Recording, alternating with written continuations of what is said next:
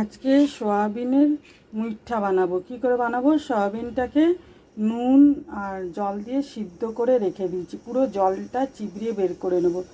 এরপর মিক্সিতে দিয়ে এটাকে পেস্ট করে নেব, যাতে সয়াবিনের জল না থাকে। এই যে মিক্সিতে পেস্ট করে নিলাম। এরপর লঙ্কার গুঁড়ো হাফ টিস্পুন, হলুদের গুঁড়ো হাফ টিস্পুন, জিরের গুঁড়ো 1 টিস্পুন আর ধনের গুঁড়ো 1 টিস্পুন দিয়ে দিলাম। স্বাদ অনুযায়ী নুন দেব।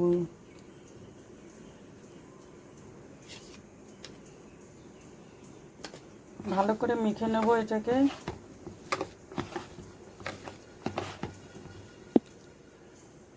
আর এতে বাইন্ডিংয়ের জন্য দেব বেসন।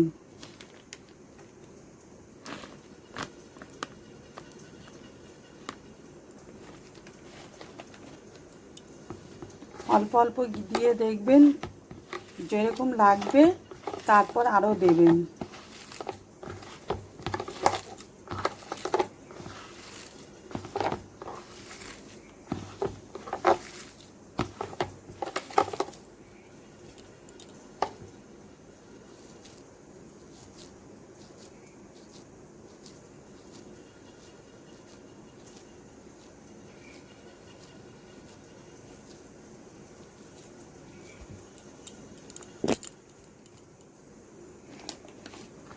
আর একটু অল্প দিয়ে দিলাম।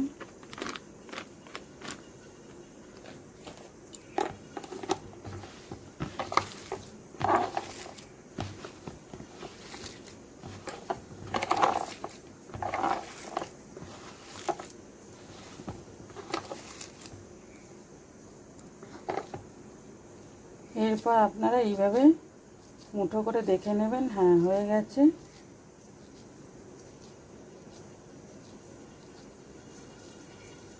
এইভাবে করে রেখে দেবেন। এইভাবে করে সব নিয়ে আসছি।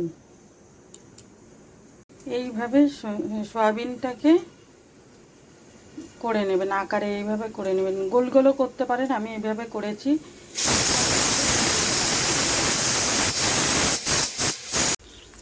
এরপর কড়াতে সাদা তেল দিয়ে নিয়েছি, তেলটাকে ভালো করে গরম করে নেব। তারপর যে মুইঠাগুলি করে রেখেছিলাম একটা তেলে ছেড়ে দেখব।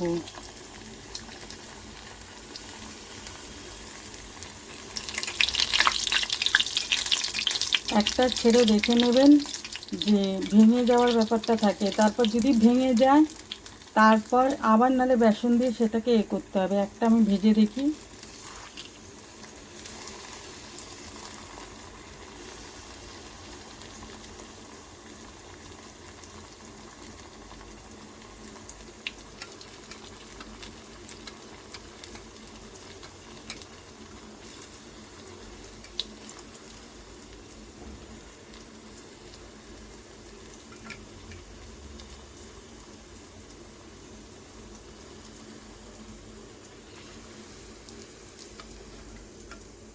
তুলে নিলাম, ভাঙিনি। তারপর আর বাদ বাকিগুলি এর মধ্যে দিয়ে দিলাম।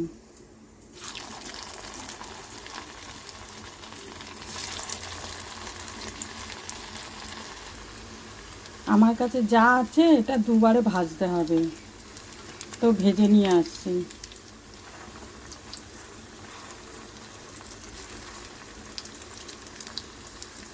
ওই মুইঠা যে ভেজেছিলাম ওই তেলের মধ্যে আলুগুলি ভেজে নেব, নুন হলুদ দিয়ে আলু ভেজে নেব।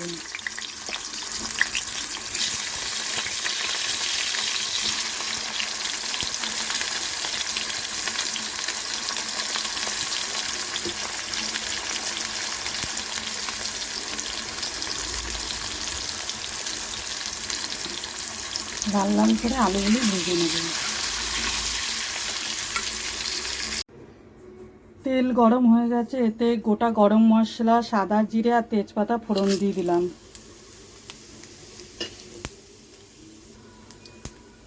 একটু হিং দিয়ে দিলাম, নিরামিষ রান্নায় হিং ভালো লাগে।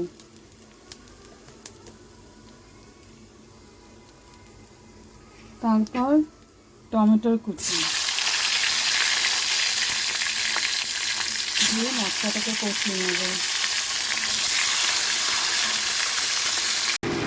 এবার টমেটোটা গলে গেছে, নুন দিয়েছিলাম অল্প টমেটোর মধ্যে, তাড়াতাড়ি গলে যাবে। এতে 1 টিস্পুন আদা গ্রেট করে রেখেছিলাম, ওটা দিয়ে দিলাম।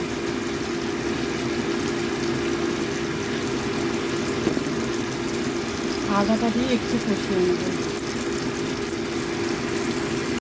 এরপর এক এক করে গুঁড়ো মশলা দিয়ে দেবো। যেমনি 1/2 টিস্পুন হলুদের গুঁড়ো, ঝালটা আপনারা স্বাদ অনুযায়ী দেবেন। 1 টিস্পুন জিরের গুঁড়ো আর 1 টিস্পুন ধনের গুঁড়ো দিয়ে ভালো করে মশলাটাকে কষিয়ে নেব।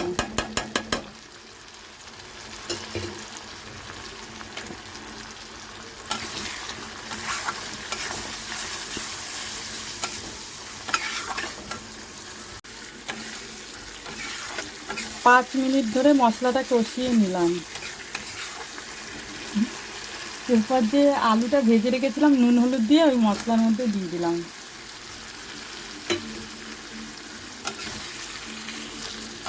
তারপরে এই আলু দিয়ে ভালো করে মশলাটাকে আরও কষিয়ে নেব।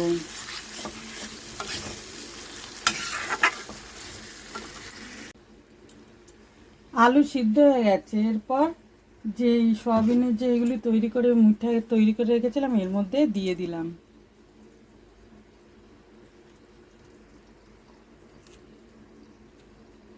দিয়ে ভালো করে ঝোলে ফুটিয়ে নেব।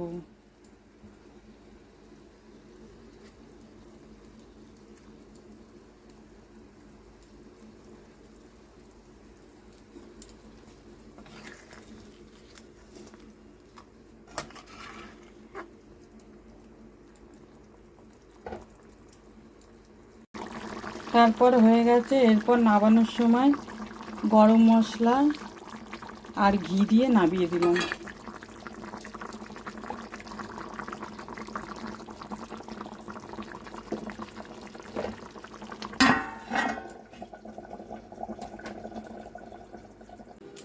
নিরামিষ দিনে বানিয়ে ফেলেন এইভাবে সয়াবিনের কোপ্তা কারি।